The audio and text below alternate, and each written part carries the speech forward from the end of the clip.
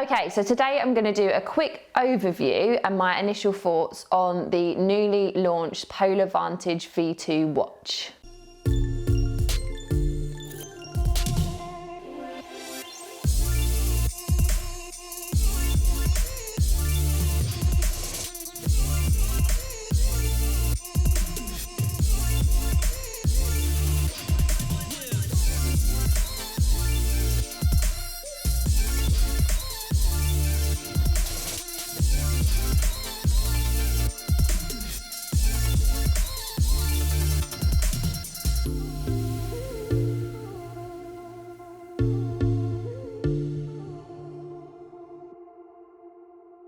So my initial thoughts on the watch, having been an avid Polar user for the last couple of years, is that this watch is just so much lighter. You pick it up and you're like, wow, this feels really light. It is 52 grams, which is a lot lighter than most of the premium sports watches out there. I've opted for the pink watch strap. There are tons of other colours, black, green, greys, and some neutral colours. Loads to choose from, so it's a bit more customizable than before.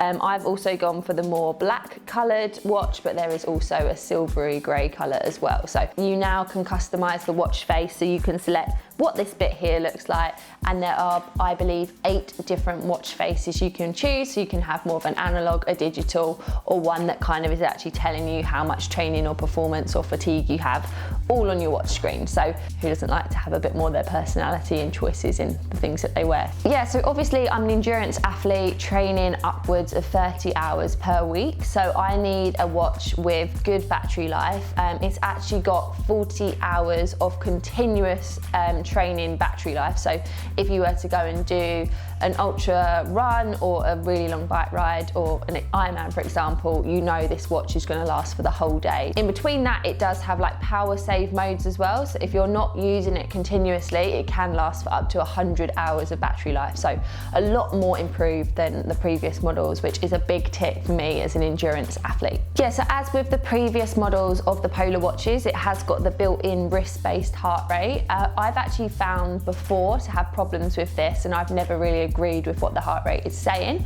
but my initial reaction on this new watch is that in the training that I've done, it seems to be a lot more accurate, and it actually feels like it is giving me the feedback of how I'm feeling. So I am quite kind of in tune with my body, and I can kind of give you an idea of where my heart rate is. When I've been out doing my steady runs in the kind of zone 2 range, it seems to be reading fairly accurate. So I'm a lot more happy with how the wrist-based heart rate is recording on this watch. Whilst I do use the wrist heart rate, I am an avid user of the H10 heart rate strap, and I will always opt to kind of go with the heart rate strap if I've got it there to put on, because I find that that is 100% accurate. I can log my training and really know that I trust that heart rate data. So a new feature on the Polar Vantage V2 is the FuelWise app. So you can use this when you're doing your training to make sure that you're actually working in the correct zone. So it will tell you whether you're in your fat burning zone or your carb burning zone. You can actually then use that data to help you refuel from your training. So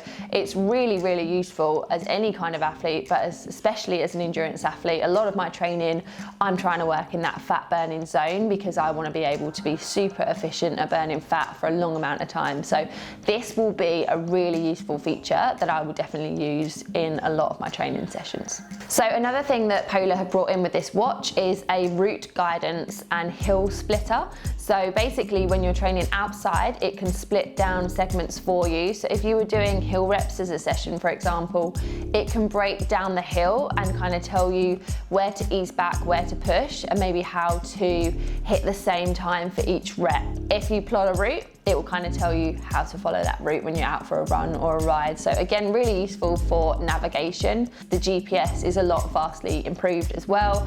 Again, I've kind of had issues with GPS before, and it probably doesn't help because a lot of my running is off-road in a forest, so I kind of appreciate that there will be dead spots in GPS, but with this new watch, I've even found that running in the forest, the GPS is a lot improved as well. So another new feature on this watch is called the leg recovery test, which basically consists of doing 3 static jumps, and then it will record your average and tell you how fatigued you are, how well recovered you are, and adjust your training accordingly. Okay, so I'm gonna do the static jump recovery test or leg recovery test to see how well recovered I am today and see if I can beat my previous score, which was an average of 24 centimetres. So I don't know whether that's particularly good or particularly bad, but let's see if we can improve on that anyway. Let's give it a go. Literally thought I was going to hit my head. Okay. Oh, 23 centimetres. Oh dear. Okay. We've taken the test outside because I thought I was limited by the ceiling height indoors, so this is like my fourth try to try and beat 23 centimetres, so let's see how we get on. 28! Woohoo! Yes! 28. Also, I think the reason it's saying not enough data is because I haven't actually done this test enough times yet for the watch to know if this is good or bad. So I think the key thing with this would be to do the test maybe every single day at the same sort of time, and then the data can mean something to you and to the watch as well. So pretty cool. I'm going to see if I can keep improving on that now, because I'm obviously far too competitive for my own good, but 28 centimetres is my PB. Maybe if you get this watch, comment what you can do for this as well, because I'd be keen to know if that's really average or really bad. So yeah, let me know. So Polar actually has a setting or an app called FitSpark, which can tell you basically what sessions to do each day. So if you are highly fatigued, it will adjust those sessions. So things like high intensity intervals or strength training becomes a low priority because you're not going to be able to achieve those sessions. And then it would probably bring in some easier recovery type cardio sessions as high priority, depending on where you are on that recovery scale. So I have a coach who sets my own training. It will allow us to adjust on the go and just be a lot more responsive to where I'm at and make sure that my training is exactly where it needs to be depending on how fatigued I am. It also has a running and cycling performance test as well.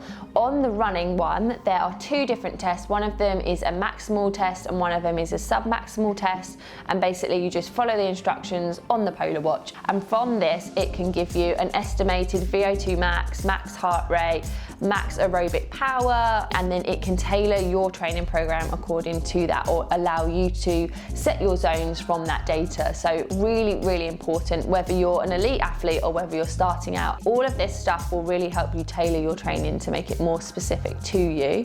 On the cycling side, it has a 20, 30, 40 or 60 minute FTP test, which again will allow you to kind of give an estimate of your VO2 max, your max heart rate, and your maximal power output as well. So all of that is kind of quite high tech. It should give you quite a specific tailoring to your training program and allow you to kind of retest down the line and actually track your performance and your improvements as well. So as with the old Polar watches, you was always able to pair to your watch to go on to Polar Flow and look at all of your sessions, all of your data, track your sleep recovery, etc.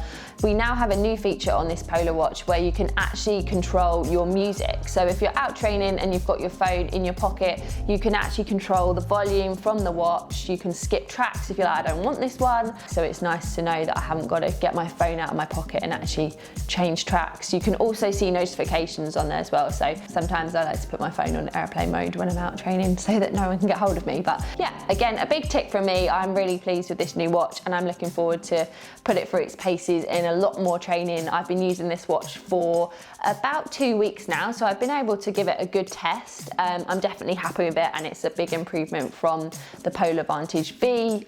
So yeah, hopefully you enjoyed this video and it gives you a bit more of an insight into the new Polar watch.